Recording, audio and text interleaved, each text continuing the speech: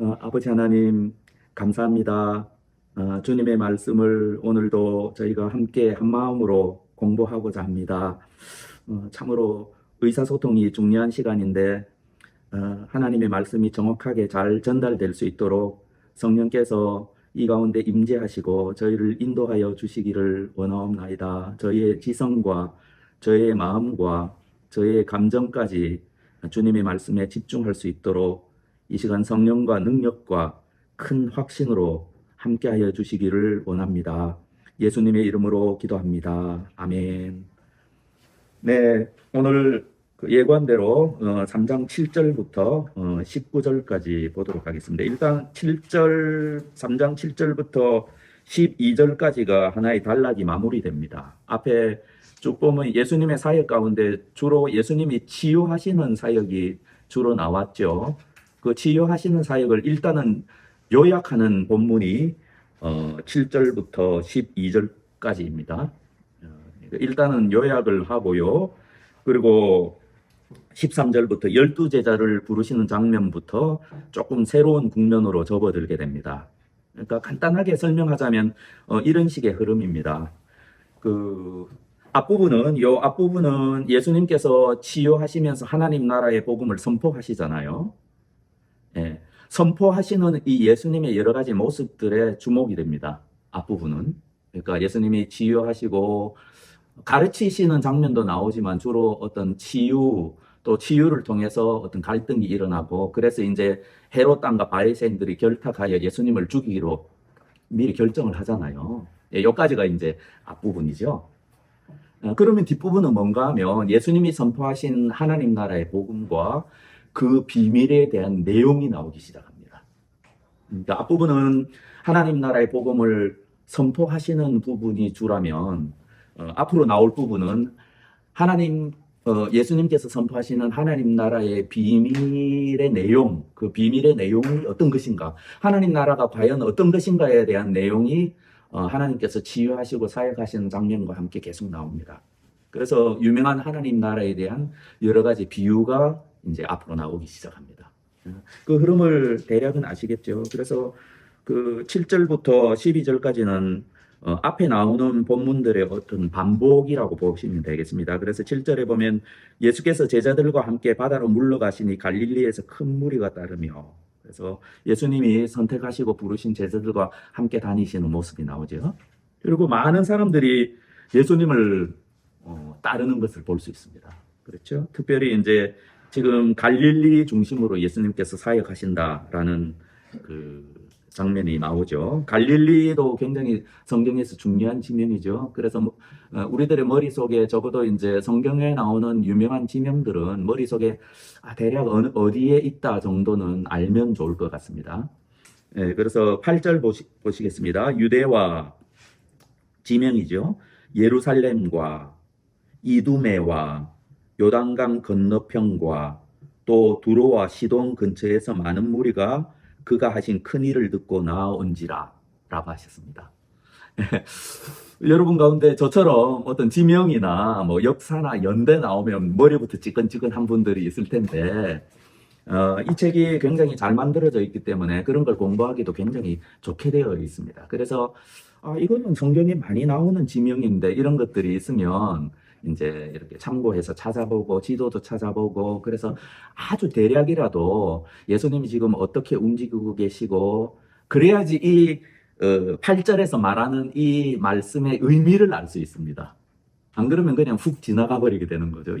과연 이 8절에 유대와 예루살렘과 이두메와 요단강 건너편과 또 두로와 시돈 근처에서 많은 무리가 그가 하신 큰 일을 듣고 나아오는지라. 예수님이 지금 갈릴리 주변에서 사역하시는데 그 인근 지역에 사람들이 막 예수님께 몰려드는 그런 장면을 우리가 상상할 수 있잖아요. 특별히 여기 두로와 시돈이라고 되어 있는데 상당히 갈릴리 지역에서 먼 지역입니다. 그리고 주로 이방인들이 사는 지역입니다. 그 지도를 봐야 알죠. 멀다. 여기 이방인들이 살겠다라는 것이 굉장히 중요한. 지금 예수님의 사역이, 예수님은 주로 그 갈릴리 중심으로 주로 활동을 많이 하셨잖아요. 그리고 예수님께서 제자들에게 너희는 이스라엘에 잃어버린 양에게 왔다라고 그렇게 말씀하신 적이 있잖아요. 예수님이 살아 생전에 당신의 사역은 이스라엘에만 집중하셨다는 것을 볼 수 있습니다. 하지만 이 말씀의 의미는 어떤 게 있습니까? 두로와 시돈, 거기가 보면 뒤에 보면은 마가복음에도 수로보니게 여인이 나오잖아요. 수로보니게 여인이 이방인이잖아요. 거기에 보면 또 헬라인이라고 되어 있거든요. 그 7장에 나옵니다. 7장에 한번 보십시오. 7장에 굉장히 그 하나님 나라에 대한 중요한 교훈이 나오죠. 그래서 보면은 어떤 사람이 깨끗한지, 과연 깨끗하다는지, 그게 뭔지에 대한 교훈들이 쭉 나오는데요. 여기 보면 한 가지 그 예로 유대인들이 굉장히 더럽다고 생각하는 이방 여인에 대한 이야기가 나옵니다. 유대인들은 이방 여인들은 굉장히 더럽다고 생각했거든요.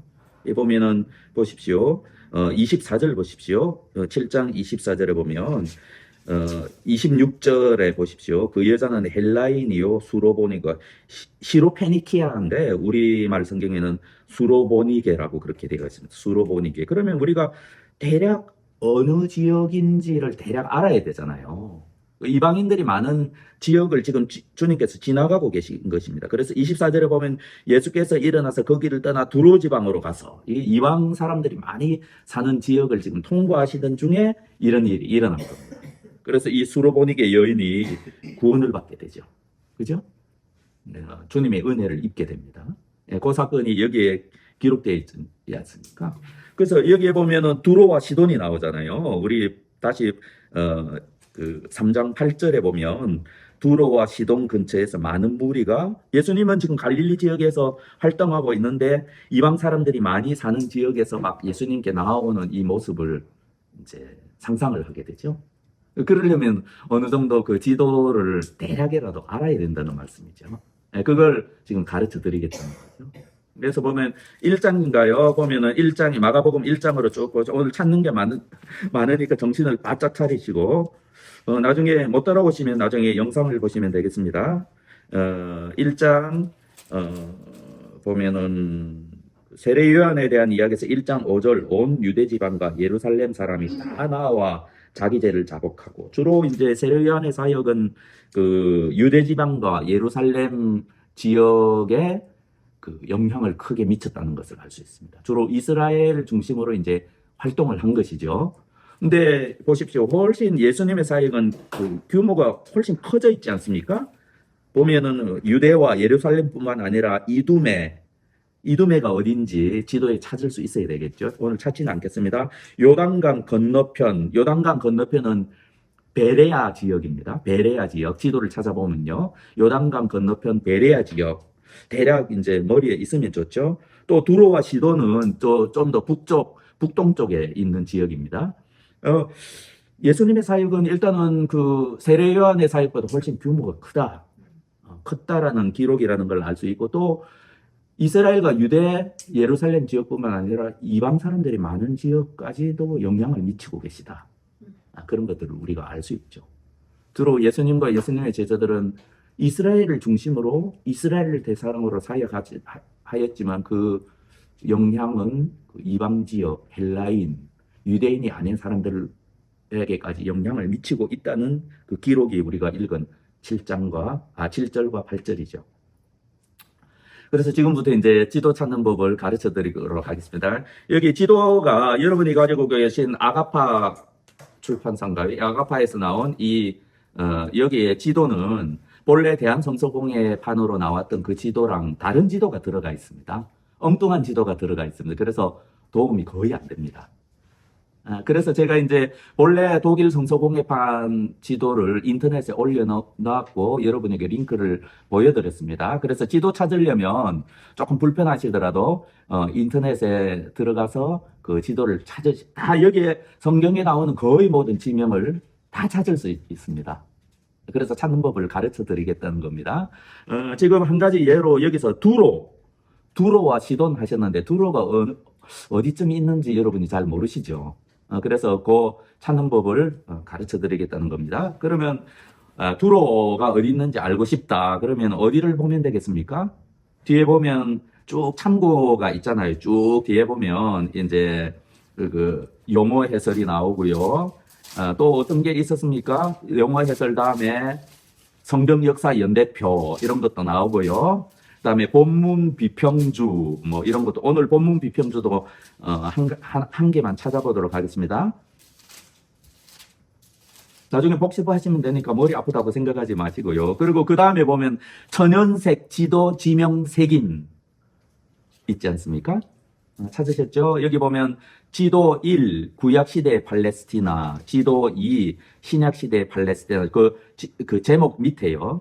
지도 3, 사도 바울의 여행, 지도 4, 구약시대 중동지방. 요 네 개의 지도를 제가 인터넷에 올려놓은 겁니다. 그래서 두로 하면은 어디 가나다라고 되어 있으니까 두로 하면은요 기영, 니은, 디귿 해서 그 바로 뒷페이지네요. 디귿의 두로 첫째 칸에 쭉 열매 두로 이렇게 보이죠. 거기에 보면은 4다, 3, 1다, 2, 2다, 2, 3, 4, 4. 예, 서로 좀 도와주시면 좋겠습니다. 서로 찾는 거는 잘 못 찾으시면 도와주시면 돼요. 지도를 볼 필요가 없습니다. 지도를 지금 보는 것이 아니라 천연색 지도 지명 색인이라고 잘 따라오셔야 됩니다. 용어 해설부터 시작돼서 뒷부분 그 뒤에 더 앞에 있습니다. 더 앞에 있습니다. 더 앞입니다. 더 앞. 천연색 지도 지명 색인 88페이지입니다. 여기 두로라는 항목을 찾으라는 겁니다. 네. 천연색 지도 지명 색인 88페이지 두로를 찾으시라는 겁니다. 여기 보면 4다 슬래시라 3 이것이 무슨 의미인지를 인터넷을 통해서 보여드리고 인터넷을 통해서 보는 것은 제가 지금 세팅을 해둬서 볼 수 있게 하겠습니다. 제가 화면 공유를 하겠습니다. 네, 인터넷 찾으실 필요는 없고요. 제가 보여드리는 것을 하도록 하겠습니다. 지도 1이 뭔가 하면 구약시대의 팔레스티나, 지도 2가 신약시대의 팔레스티나는 팔레스타인을 이야기합니다.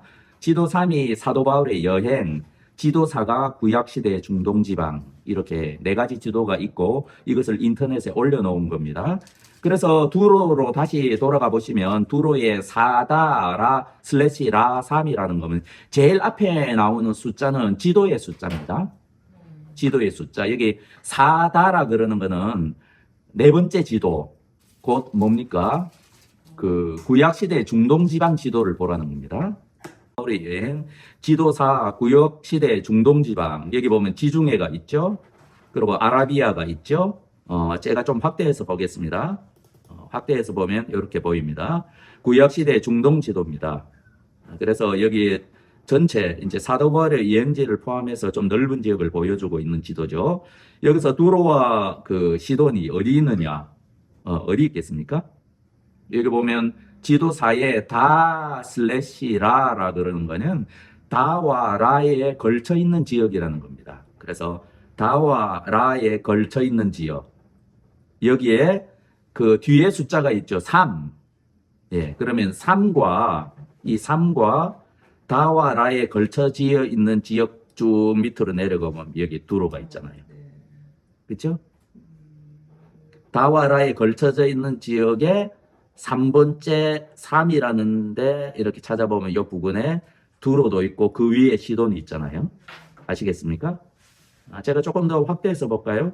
아무도 확대 안 해도 대략은 보이시죠? 대략 이제 지금 제가 뭘 말씀하시는지는 알 거라고 생각합니다. 그러면 그 다음에 다시 천연색 지도 지명 색인을 보십시오.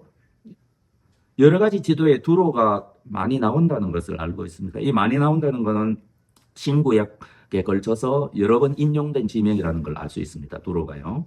그래서 여기 보면 1다 2라고 되어 있습니다. 첫 번째 지도에 다에 이 섹션에 있다라는 것을 보여주죠. 그래서 첫 번째 지도를 한번 제가 나가서 들어가 보겠습니다. 첫 번째 지도가 어떤 지도입니까?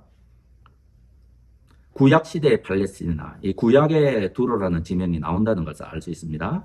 자, 보십시오. 여기 보면 뭐라고 되어 있습니까? 1번째 지도를 찾으라. 다의 2. 이 다 섹션에 2가 여기에 있죠? 2. 그쵸? 그래서 다의 2 하면 여기에 두로가 있죠. 아시겠습니까? 이런 식으로 찾으면 됩니다. 그 다음에 이 지명색인의 세 번째 보십시오. 두 번째 지도에도 나오죠. 이다의 이. 예. 신약시대의 팔레스티나 이다의 이 하면 두로 나오죠. 그리고 저 위에 시돈이 있죠. 예. 그리고 시돈 밑에 사렙다. 이게 다 이제 성경에서 많이 들어보는 지명 아닙니까? 예. 그리고 마찬가지죠. 3, 4의 4. 뭐 이것도 마찬가지로 3번의 4의 이건 굉장히 넓은 지역이죠. 4의 4. 여기 보면 두로 시돈. 이쪽이죠. 예, 이런 식으로 이제 찾는 건 아시겠죠. 예를 들면 여기 또 한 가지 이제 여기에 나오지 않는 예를 한번 제가 들어보겠습니다. 다시 3장 8절로 보겠습니다.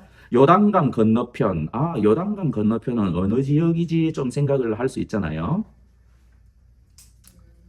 요단강 건너편 하면 여기 보면 요단강은 이제 크게 나오니까 여기 뭐 신약 시대 팔레스티나 보면 이제 요단강 건너편 여기 보면 요단강이 쭉 이렇게 걸쳐져서 있지 않습니까? 자, 그러면 요단강 건너편에 성경이 많이 나오는 지명입니다. 베레아 지역이 있습니다. 베레아. 그러면 베레아라는 지역이 성경을 읽다가 나온다고 합시다. 그게 요단강 건너편에 있는데요. 베레아를 어떻게 찾으면 되겠습니까? 여기 항목을 먼저 찾아보면 되는 거예요.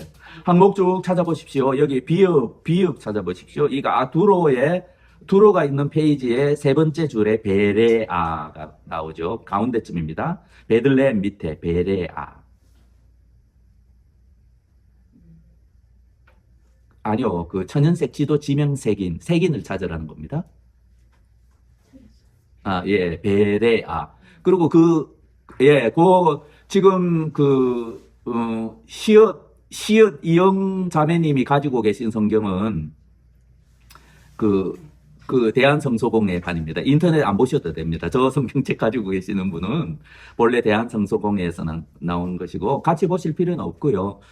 볼 수 있는 그리고 이제 지읒 이영 누님이 가지고 계신 성경책은 옛날 성경책도 가지고 계시고 새로운 성경책도 가지고 계시기 때문에 여기에 두셨던 성경책에 대해서는 인터넷 찾아보실 필요가 없이 여기 그 성경책이 들어 있습니다. 그래서 베레아라면 이라의 이거 언더바가 아니라 하여튼 줄 긋고 6이 나오지 않습니까? 그러면 두 번째 지도라는 걸 볼 수 있습니다. 이 두 번째 지도에 라의 라의 오와 유. 예. 여기가 베레아라고 되어 있지 않습니까? 5와 6에 걸쳐서 굉장히 넓은 지역이죠. 베레아. 이게 베레아 지역입니다. 베레아 지역. 이런 식으로 찾는 것이죠. 다 찾을 수 있죠. 이 요단강 건너편, 동쪽 지역이죠. 서쪽이죠. 요단강 건너편 베레아. 그리고 여기 보면 저 위에 보십시오. 위에 수로보니가가 나오죠. 수로보니게 여인. 아까 7장에서 보았던 수로보니게가 나오죠. 예, 두로와 시돈. 두로 지역을 지나가시다가 수로보니게 여인, 헬라인이라고 그렇게 기록되어 있는 이 이방인 여인을 만난 사건이 아까 보았던 마가복음 7장에 나오는 사건이고요. 예, 두로와 시돈에서까지 많은 사람들이 이 갈릴리 지역에 사시는 지금 사역하고 계시는 이 갈릴리 지역에 사는 사역하고 계시는 예수님께 나오는 모습이죠. 그래서 여기 유대와 예루살렘 지역이 있고요. 여기보다 훨씬 더 넓은 지역 보십시오. 이 넓은 지역에까지 예수님의 사역이 확장되고 있고 또 이방인들이 많이 꼭 이방인 전도가 이루어졌다라기보다는 이방인들이 많이 살고 있다고 알려진 이 두로와 시돈 지방에서까지 지금 여기에 계신 예수님께 계속해서 나아오고 있다. 이렇게 하면 됩니다. 여기 베레아 밑에 보면 베레아라고 있죠. 사도행전에 보면 베레아 사람들은 훨씬 더 신사적인 사람이라서 말씀이 그러한가하여 깊이 상고하였다라는 말씀이 나오잖아요. 그러니까 베레아 지역과 베레아 지역은 완전히 다른 지역입니다. 그런 것도 여기서 알 수가 있죠. 이렇게 이제 지금 뭐 구체적으로 설명할 필요는 없죠, 사실은. 다만 이제 적어도 이제 우리가 그 성경에 나오는 어떤 지명이 나올 때, 어떻게 찾아봐야 된다는 건 여러분이 알게 된 겁니다. 그래서 이제 계속해서 반복되는 지명이 나온다는 건 뭔가 의미가 있는 겁니다. 그래서 그럴 때는 꼭 기도를 찾아서 머릿속에 넣어두고 하면 훨씬 더 파노라마처럼 이 성경이 좀 더 풍성하게, 이제 그냥 문자가 아니라 실제로 어떤 지역의 어떤 사람들을 상상하면서 우리가 성경을 읽어야 되잖아요. 크게 넓은 지역에서 예수님께 지금 몰려 들어오고 있는 장면을 지금 말씀하고 있는 겁니다. 이쪽은 바다인가요? 네, 이쪽은 지중해 바다입니다. 예. 자, 이게 게네사렛 호수라고 하는 지역이고요. 이게 사해, 염해라고 알려진 사해입니다. 이거 뭐 계속 보면 여러분이 저도 이 지명이나 그 역사에 대해서는 참 무지한 편이거든요. 하지만 우리가 계속해서 보다 보면 조금씩 익숙해지리라고 생각합니다. 제가 예수님 왜 우리가 유대 역사와 지역을 공부해야 되나 이런 생각을 한 적도 있는데 지금은 그렇게 생각합니다. 왜 해야 되나 생각합니다. 네. 네, 여기 조금 소개하자면 이런 게 있습니다. 우리가 성교에 있어서 원심력과 구심력의 이야기를 많이 합니다. 성교에 있어서 원심력과 구심력. 원심력이라는 것이 뭘 이야기합니까? 원심력은 우리가 바깥으로 나가는 힘이잖아요. 원심력이라 그러는 거는 뭐를 이렇게 돌리면 힘이 바깥으로 작용해서 줄을 딱 끊으면 탁 날아가 버리잖아요. 이걸 원심력이라고. 구심력이 뭡니까? 땡기는 힘을 이야기하죠. 그래서 우리가 성경학자들이 뭐라고 좀 괜히 어렵게 이야기하는 거죠. 성교는 원심력뿐만 아니라 구심력이 중요하다라고 이야기를 합니다. 그 말이 뭔가 하면 우리가 나가는 성교만 계속 이야기하잖아요. 나가야 된다. 물론 중요하죠. 나가야 되죠. 선교사들도 나가야 되고 복음은 외부로 내부자 바깥으로 계속해서 확장되고 있죠. 이 말씀을 왜 말씀드리는가 하면 예수님께서 본격적으로 사역을 하시기 전에 먼저 내부자를 먼저 창설을 하시잖아요. 12제자를 먼저 부르시잖아요. 그리고 예수님은 살아계실 때 이스라엘에만 집중하시잖아요. 그죠? 이것이 구심력입니다. 이것이 구심력입니다. 내부가 중요하다는 거죠. 그리고 예수님이 지금 계시고 예수님이 사역하시고 예수님을 통해서 하나님 나라 복음이 증거되고 그리고 치유의 기적들이 일어나기 시작하지 않습니까? 이게 선교에 있어서 구심력입니다. 내부의 힘입니다. 땡기는 힘입니다. 예수님과 예수님의 제자들이 지금 전도하고 계시지만 선교하셨습니까? 아니지 않습니까?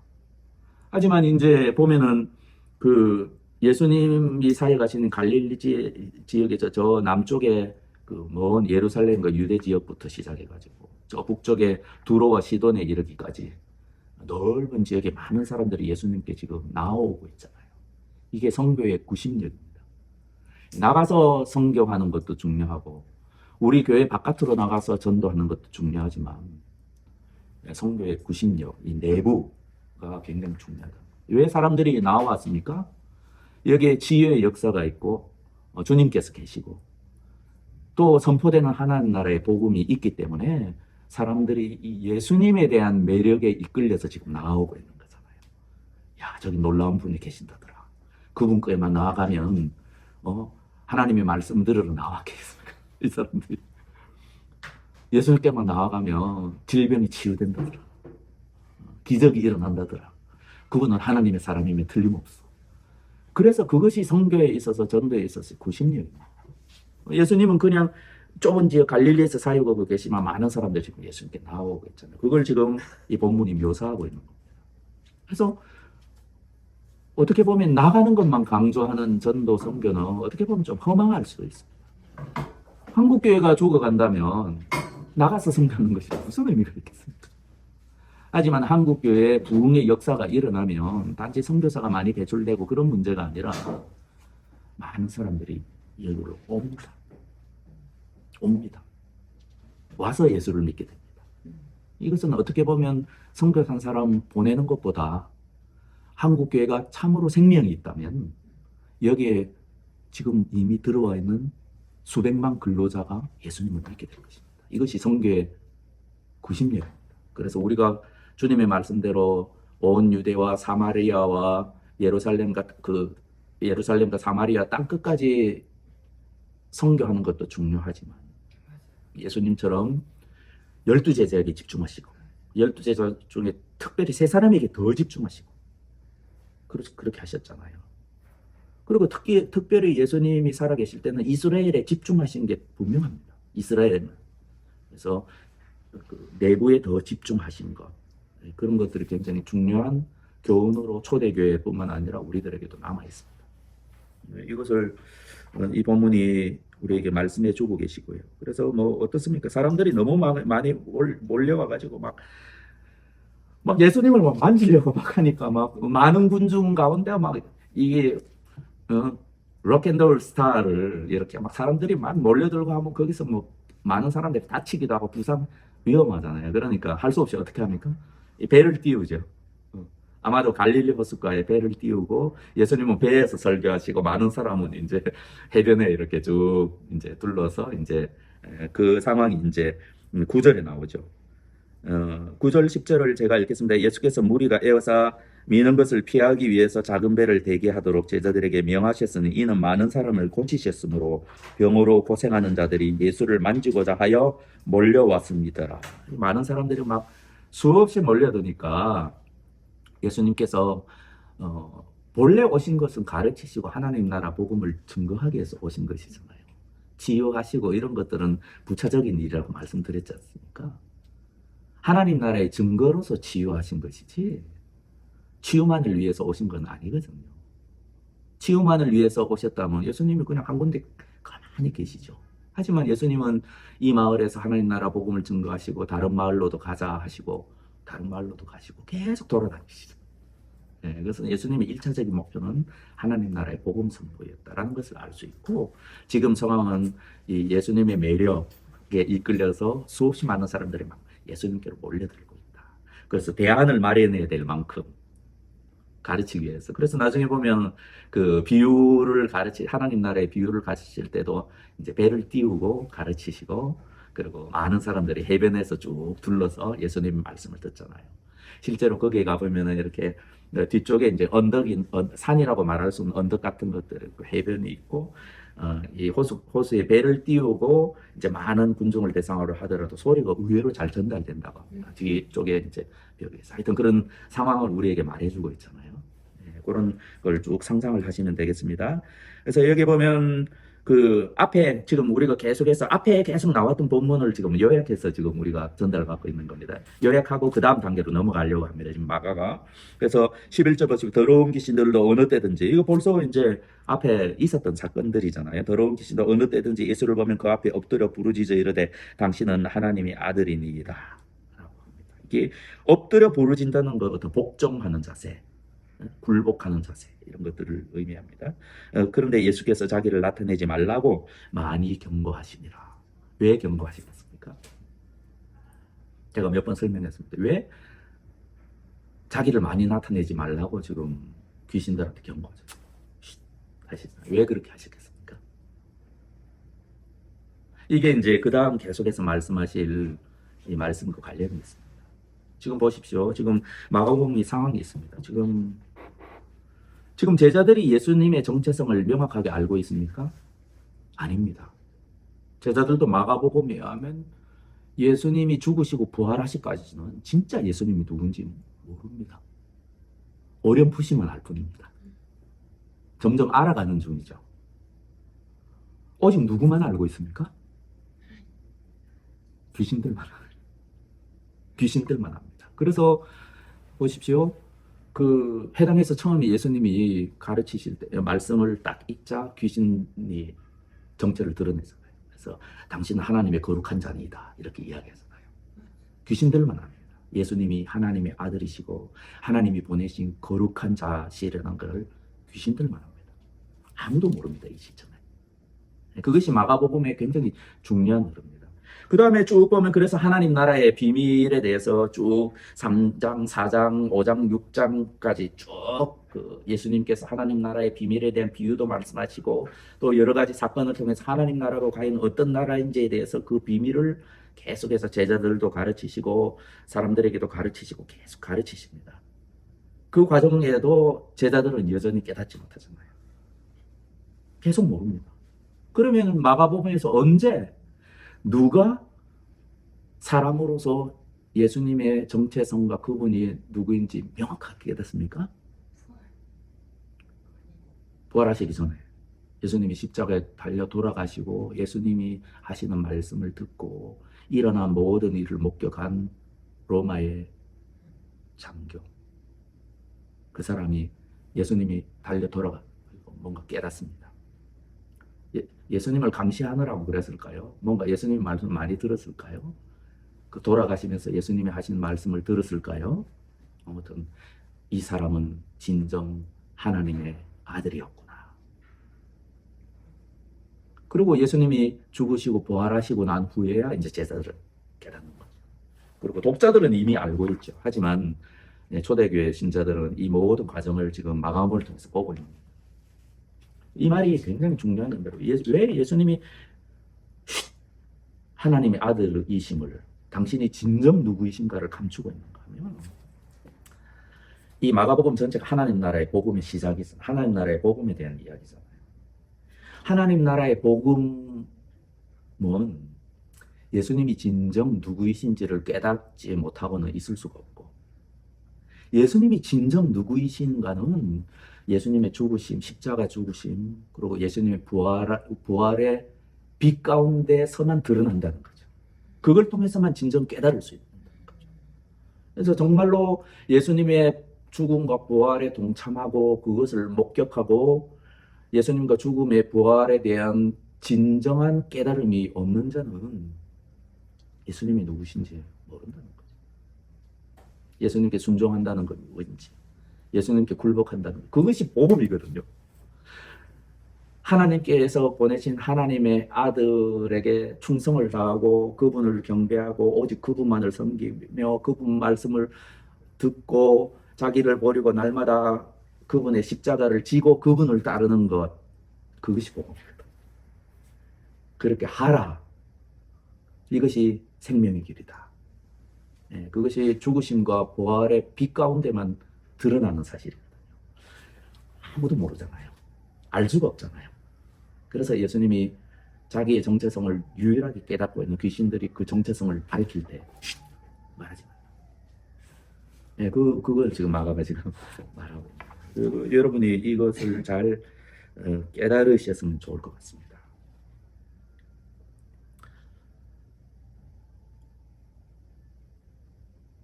사도행전의 사도들, 누가복음은 마가복음과 많이 다릅니다. 하지만 누가가 저술한 이 사도행전의 그 학자들의 이야기입니다. 이 사도들이 전했던 복음이에요. 사도들이 단편적인 설교의 요약이 거기에 남겨져 있잖아요. 과연 사도들이 전했던 복음이 무엇이냐? 그것을 단 몇 줄로 예수님은 하나님의 아들이십니다. 죽으시고 바로 이것을 믿으면 구원을 얻습니다. 그게 아닙니다. 그것이 복음의 핵심이 아닙니다. 복음의 핵심의 초점은 다른 데 있습니다. 이 사도들은 뭐라고 이야기하는가 하면 당신들이 알고 있는 그 역사상의 사건이었으니까 죽으시고 부활하셔서 하나님 나라 우편에 계시는 저분이 하나님의 아들이시고 우리가 충성해야 될 메시아입니다. 그것이 복음입니다. 그리고 그 복음의 메시지에 그걸 마음으로 받아들이고 순종하기 시작한 사람들이 그리스도입니다. 그래서 이 부분은 계속 나오기 때문에 그 사복음서와 그 사도들의 서신가? 그럼 사도 바울이 전한 복음이 무엇이냐? 단편적으로 예수님 믿으면 구원을 받습니다, 여러분. 그것이 아닙니다. 믿어 순종케 하는 복음입니다.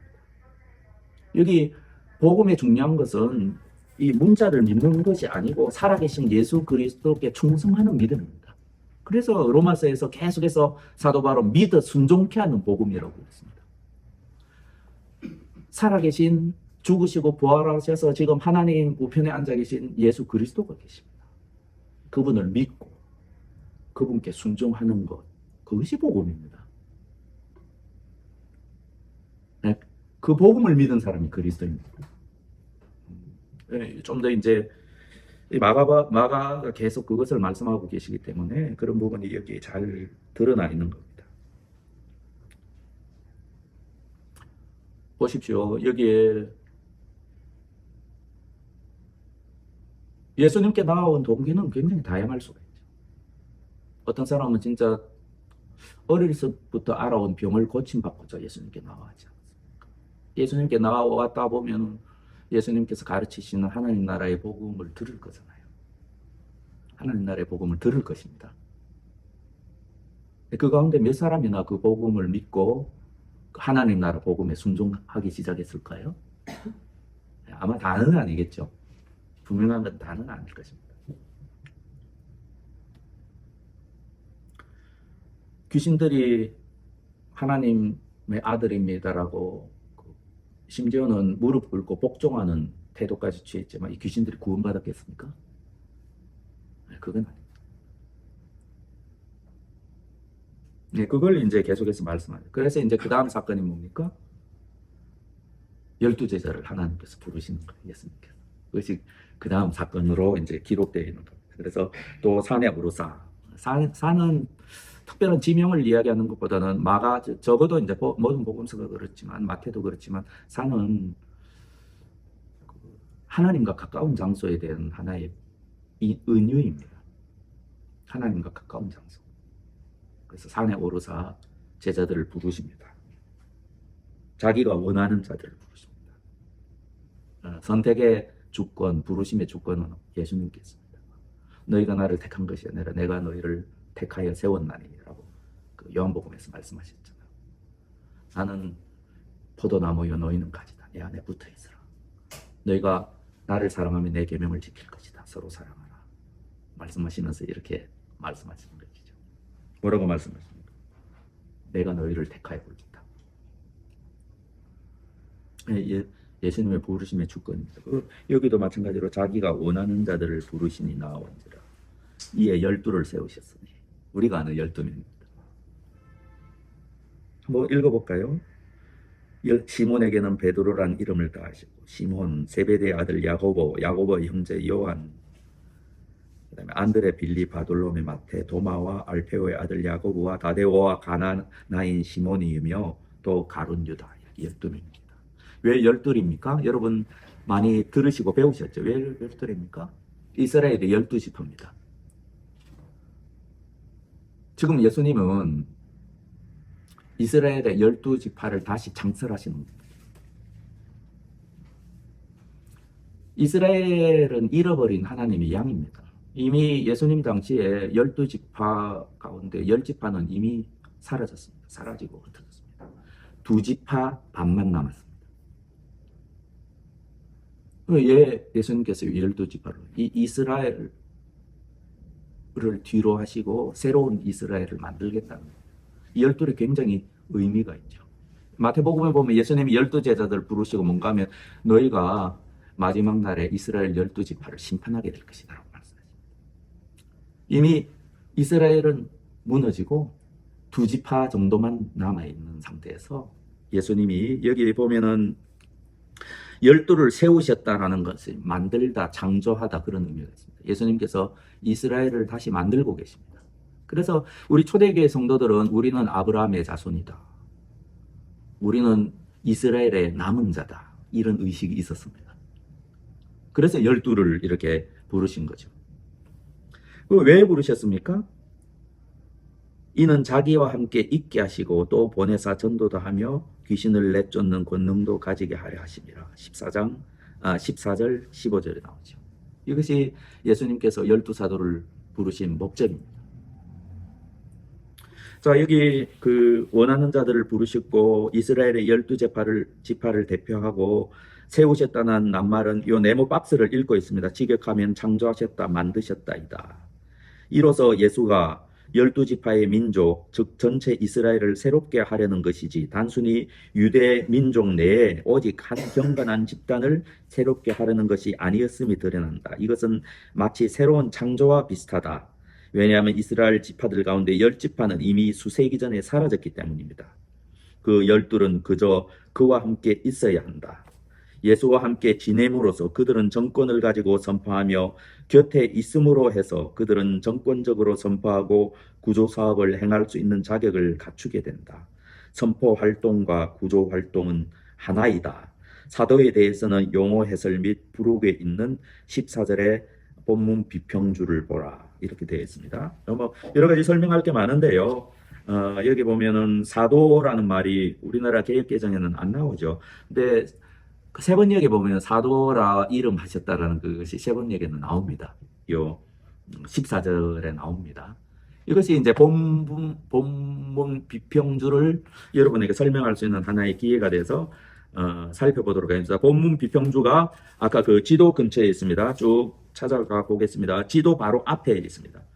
천연색 지도 지명 색인 바로 앞 페이지에 보면 본문 비평주의 마가복음이 나오죠.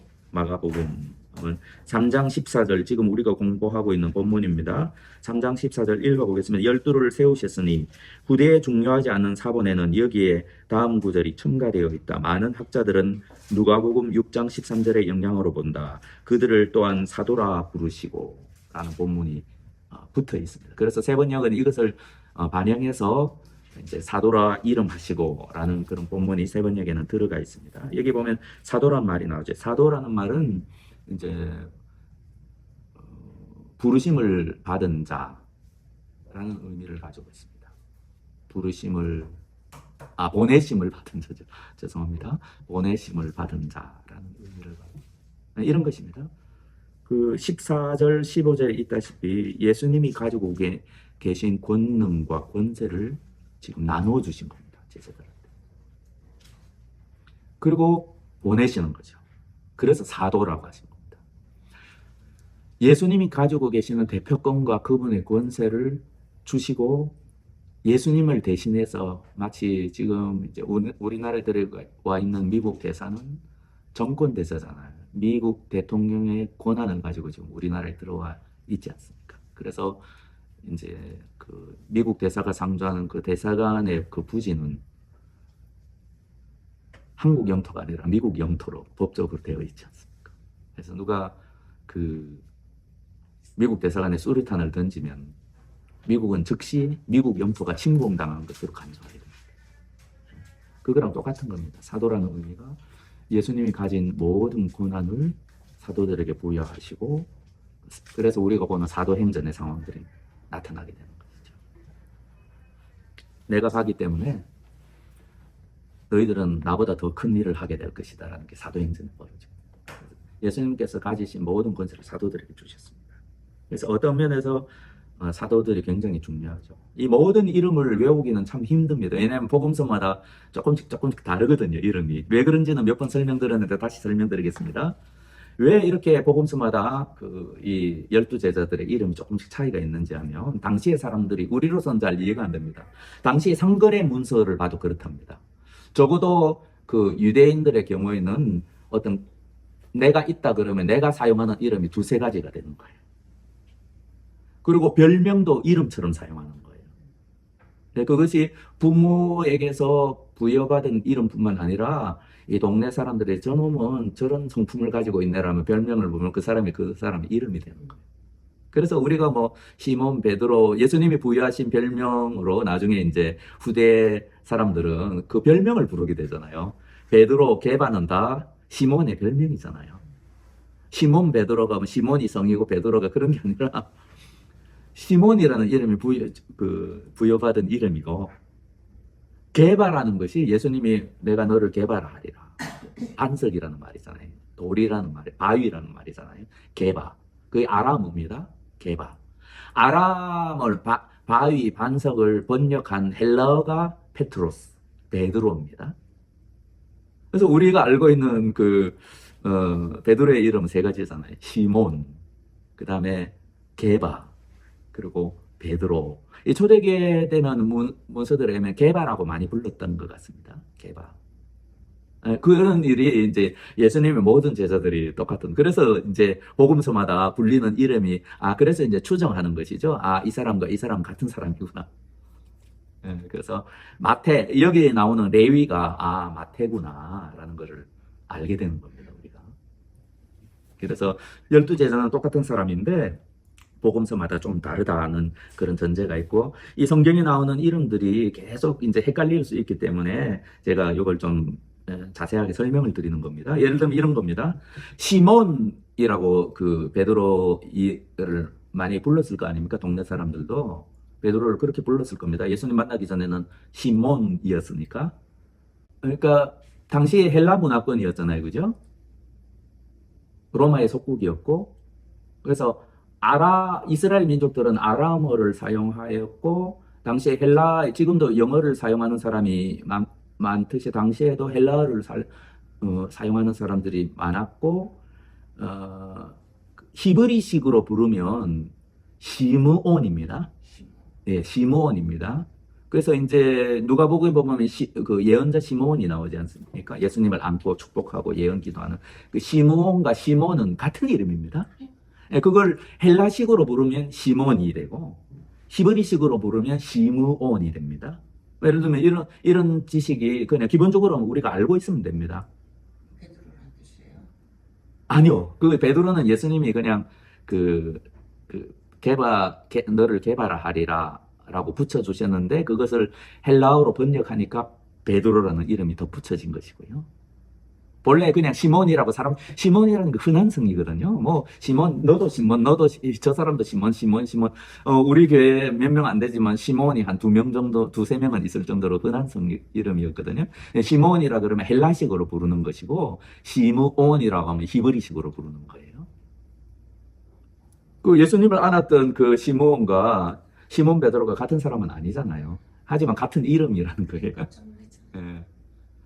이런 것도 있습니다. 예를 들면은, 이거 그냥 상식적으로 알아보십시오. 왜냐하면 성경에 워낙 이름이 많이 나오니까, 보십시오. 제가 이제 어디 보니까 전에 무슨 지저스 크라이스트 슈퍼스타인가? 하여튼 뮤지컬에 어떤 기독교인 칼럼니스트인지 신학자는 아닐 것 같은데, 그 신학자가 막 비판을 했습니다. 거기에 보면은 이제 여기 보면 야고보 있지 않습니까? 야고보, 세베대의 아들 야고보를, 이 12제자를 이렇게 묘사하면서 야곱이라고 번역하고 야곱이라고 부르는 거예요.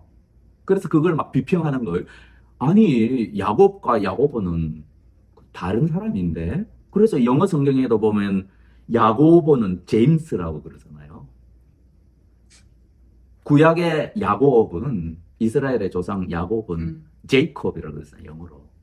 그 다른 이름 아니냐라고 한참 긴 칼럼을 써서, 아니, 성경의 이름을 그런 식으로 무식하게 해가지고, 그 사람들 입장에서는 중요하지 않지만, 우리 믿는 입장에서는 얼마나 중요한다면서 막 썼더라고요. 근데 그게 조금 오해인 것 같아요. 누구나 그런 오해를 할 수 있는데, 같은 이름입니다. 야곱과. 영어 성경에 야고보는 제임스라고 번역이 되고, 제이콥, 구약의 야곱은 제이콥이라고 번역이 되고, 신약의 야고보는 제임스라고 번역된 건 여러 가지 복잡한 과정이 있고, 야콥이라는 이름과 야고보는 똑같은 이름입니다. 다만 히브리식으로 부를 때는 야곱이 되고, 야콥이 되고요. 헬라식으로 부르면 야고보가 되는 겁니다. 그래서 어떤 일이 발생하느냐, 제가 이 설명을 드리는 이유가, 여기 보면은 이 네모 박스에 쭉 보십시오. 여기 안 나오나? 여기서 봤나? 어디서 봤나? 보십시오. 여기 쭉 밑에 보십시오. 여기 보면은 본문 비평줄을 보라. 밑에서 네 번째 줄, 어디에는 다데오 제신의 야곱의 아들 유다가 나오고, 야곱의 아들 유다라고 되어 있는데, 이게 야고보의 아들 유다거든요. 본문을 직접 찾아보면. 이게 잘못됐다고 생각하지 말라는 겁니다. 그래서 야고보와 야곱은 같은 사람이 아닌 경우에도 같은 이름이다라는 걸 여러분이 아시면 됩니다. 그래서 그걸 히브리식으로 부를 때는 야곱이 되고, 헬라식으로 부르면 야고보가 됩니다. 그래서 여러 가지 언어학적인 과정을 거쳐서 이제 신약 성경의 예수님의 저자 야고보는 제임스가 되고, 구약의 이스라엘 12지파의 조상이었던 야곱은 제이콥이 된 겁니다. 그래서 이것은 같은 것을 다르게 부르는 것이다. 마치 시몬과 시므온을 다르게 부르고, 예수님이 붙여주신 게바라는 별명과 그것의 헬라어 버전인 베드로라는 게 다 같은 이름이다. 같은 사람은 아닐 수가 있죠. 시몬이 여러 시몬들이 성경에도 나오지 않습니까? 거기 보면 바리새인 시몬도 나오잖아요. 예수님을 초청해서 잔치를 베푼. 그게 사실은 헬라식의 이름이고 베드로랑 다른 사람이고 히브리식으로 부르면 시몬이 된다라는 정도는 우리가 성경의 독자로서 상식적으로 아셔야 될 사항입니다. 시간이 너무 많이 가버렸네요. 그러면 여기까지 하고 그 남은 일부 12제자를 부르신 의미와 또 이제 그 다음 단락에 대한 중요한 사항이거든요. 12제자를 부르. 이것이 어떤 의미가 있는지는 쭉 그 다음 주일로 넘겨야 될 것 같습니다. 다음 주일은 그 영화를 같이 보겠습니다. 영화를 같이 보겠는데 그 영화는 믿음을 가진 입장에서 그 만들어진 영화는 아닙니다. 다만 그 감독이 굉장히 그 유명한 감독이고 잘 알려진 감독이고 영화적으로 굉장히 잘 만들었고 예수님이 왜 죽으셨는지에 대해서 상당히 입체적으로 그나마 그 역사적으로도 잘 이렇게 묘사한 그런 단어입니다. 킬링 지저스라는 유명한 영화이고 제가 이제 찾다 보니까 이게 OTT에는 없어서 제가 지금 구해뒀거든요. 그래서 자막까지도 구해서 그 자막을 붙여서 이제 온라인으로도 여러분이 보실 수 있도록 그렇게 한번 준비를 해보겠습니다.